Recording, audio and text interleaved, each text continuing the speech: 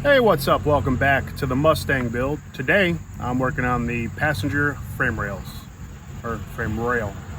The Scott Rod fabrication kit came in a couple days ago, so I've been out here cutting stuff out, trying to piece it together. Realized that I have to replace the outer part of the frame rail too. The Scott Rod kit looks like you have to hopefully save that part of it, so I wasn't able to. It was completely rusted through. So let's take a look at what I have so far. I had to custom make the outside part of it because I didn't feel like spending like $250, $300 on the frame rail. So let's take a look at the replacement panel I made for it, and we'll go from there. Hopefully this wind isn't too strong for you. I have the microphone on. So let's take a look at what we have so far. So here's where we are so far. I have the outer part of the frame rail made up. I just used some 18 gauge that I had laying around. The only other thing I had was, I think it's like an 1/8 inch thick, and that's just way too thick. You figure this, plus there's 2 more parts that sandwich with it, so that should be plenty strong enough. So I kind of had to cut out most of the rust, and I put this in the brake, bent it at a 90-degree angle, and then I clamped it to the car while I didn't have everything cut out, and I kind of like hit it with the hammer to kind of shape it a little bit. The rest of it will shape after we get it tack welded down. That way there's some strength there, and that way I can kind of beat it up into place where it has to go. So I did make one for the driver's side as well. It's just 18 gauge.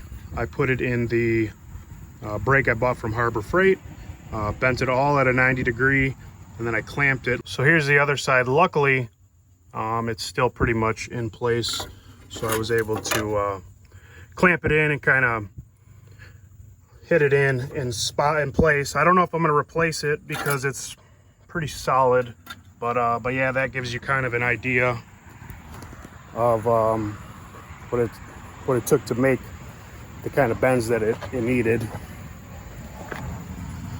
So yeah, I'm gonna get everything cleaned up, and then I'm gonna get this tack welded in, make sure everything fits pretty good, and I'm gonna go from there. So yeah, I'll set you up on the tripod, and you guys can watch the time lapse of me fixing it.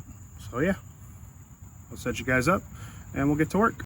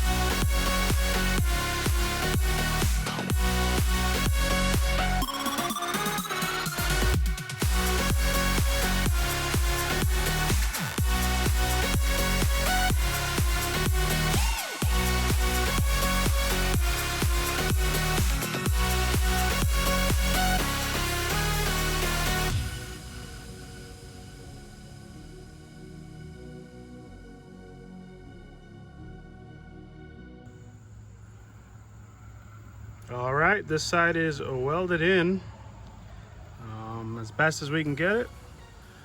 Should hold pretty good. I'm not too worried about this side. I am gonna cut off the whole front clip and do a tubular front end. I'm just doing this to make sure everything lines up and is straight. So now that we got this piece in, we'll go on the inside and we'll show you the Scott Rod Fab kit, how it goes all in there. Now that we are sitting where the engine goes, so yeah, this is kind of why I plan on doing the tubular front end. So you pretty much just chop it right there. So we're going to repair the strut tower, and then I will get all this all mocked up and welded in. And then I'll tackle this side right there. I'll tackle that, and then we will get the Team Z tubular front end, chop all this rust out of here, all this rust in here. This side is actually decent, but I did order the Scott Rod panels to kind of replace all this, but I don't want to. I planned on going tubular front end anyway, so there's no reason to spend $250, $300 on a frame rail just to cut it up later. I could put that $300 towards the tubular front end. All right, let's take a look at what I did. I got pretty far. I didn't record a lot of it.